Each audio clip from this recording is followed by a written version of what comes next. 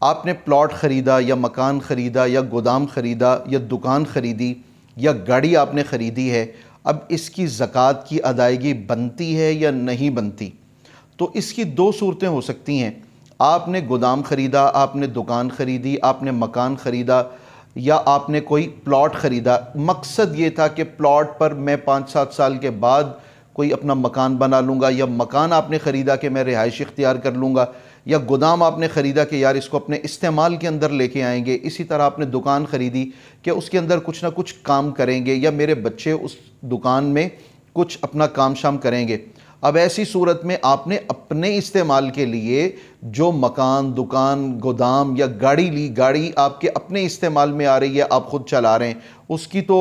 استعمال میں آنے کی وجہ سے بات ہی نہیں ہو سکتی نا۔ لیکن آپ نے وہ گاڑی رینٹ پہ دی ہوئی ہے، وہ رینٹ پہ چل رہی ہے۔ آپ نے مکان لیا، رینٹ پہ دے دیا، گودام لیا، رینٹ پہ دے دیا، آپ نے دکان لی، آپ نے رینٹ پہ دے دی، اسی طرح مکان لیا، رینٹ پہ دے دیا۔ اگر آپ نے رینٹ پہ دیے ہوئے ہیں یا اپنے استعمال کے لیے آپ نے رکھے ہوئے ہیں تو ایسی صورت میں آپ کے اوپر زکوٰۃ نہیں بنے گی۔ البتہ یہ کہ اگر کرائے پر دیے ہوئے ہیں، رینٹ پر دیے ہوئے ہیں، تو ان کا جو رینٹ آپ کو آتا ہے وہ رینٹ اگر آپ کی اپنی ضروریات پر خرچ ہونے کے بعد بچ جاتا ہے تو پھر اس کے مطابق دیکھا جائے گا، اور بقیہ جو مال کی ادائیگی جس پر آپ زکوٰۃ ادا کرتے ہیں اس کے ساتھ پھر اس مال کو ملا لیا جائے گا کہ یہ ہمیں یہاں سے کرایوں کی مد میں حاصل ہونے والا ہے۔ اب دوسری صورت یہ ہے کہ آپ نے کوئی گودام خریدا، آپ نے کوئی مکان خریدا، آپ نے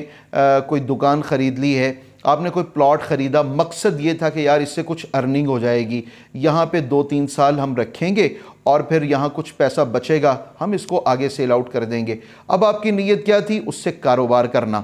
یہ کاروبار ہی ہوتا ہے، اسے کاروبار ہی کہا جاتا ہے۔ آپ کہیں یہ کوئی کاروبار ہے؟ بھلا نہیں، یہ کاروبار ہی ہوتا ہے۔ اب ایسی صورت میں آپ چونکہ اس سے مقصد رکھتے ہیں کاروبار کا، اس کا ریٹ بڑھ جائے گا، میں اس کو نکال دوں گا، بس یار جتنا بھی پیسے بچتے ہیں اس کو نکال دیا جائے۔ اب جب آپ اس کو نکالنے کے لیے لیتے ہیں، مکان اس پر تھوڑے سے پیسے لگا لیے ہم نے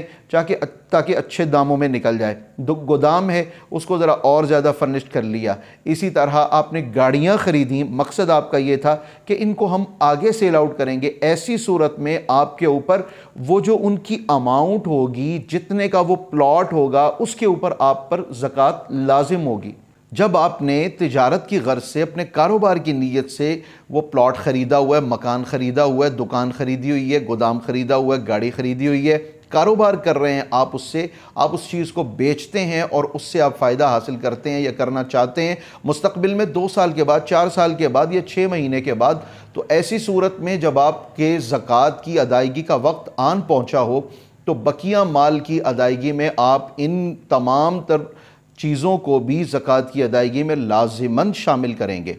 البتہ یہ ہے کہ آپ کی فیکٹری، آپ کا کارخانہ ہے، جو اس کے اندر مشینری ہے، جو آپ کے ٹولز ہیں، ان کے اوپر زکوٰۃ لازم نہیں ہوگی، کیونکہ انہی کے ذریعے سے تو آپ کماتے ہیں۔ یہاں اپنی بات میں ایک اضافہ کرتا چلوں، اس بات کو بھی اپنے ذہن میں رکھ لیجئے گا کہ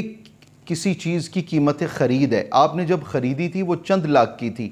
آج 5-7 سال گزرنے کے بعد، 10-12-15 سال گزرنے کے بعد اس کی قیمت میں زمین آسمان کا فرق آ گیا، مہنگائی کے ساتھ ساتھ اس چیز میں بھی بہت زیادہ ہوش ربا اضافہ ہوا۔ اب ایسی صورت میں یہ نہیں ہے کہ کتنے کی خریدی تھی، سونا جب ہم نے خریدا تھا تو اتنے کا تھا، اس کے اوپر زکوٰۃ لازم ہوگی، نہ۔ پلاٹ جو خریدا تھا آپ نے، وہ جتنے میں خریدا تھا اس حساب سے اس کی ویلیو لگا کے آپ زکوٰۃ ادا کریں گے؟ قطعاً نہیں۔ جس سال میں، جس وقت میں آپ زکوٰۃ ادا کر رہے ہوں گے اپنے پلاٹ کی، اپنے مکان کی، اپنی دکان کی، یا اپنے سونے کی، یا اپنے سامان تجارت کی، اس میں یہ خیال رکھا جائے گا کہ اس وقت میں آج اس کی قیمت کیا ہے، آج مارکیٹ میں اس کی ویلیو کیا ہے، آج کی ویلیو کے مطابق اس کی زکوٰۃ ادا کرنی ہوگی۔ سال ہا سال پہلے جو چند ہزار تھی یا چند لاکھ تھی اور آج وہ کئی گنا زیادہ ہو چکی، آج کے اعتبار سے ہی اس کا اندازہ ہوگا زکوٰۃ میں، پرانی قیمت کا اعتبار بالکل نہیں کیا جائے گا۔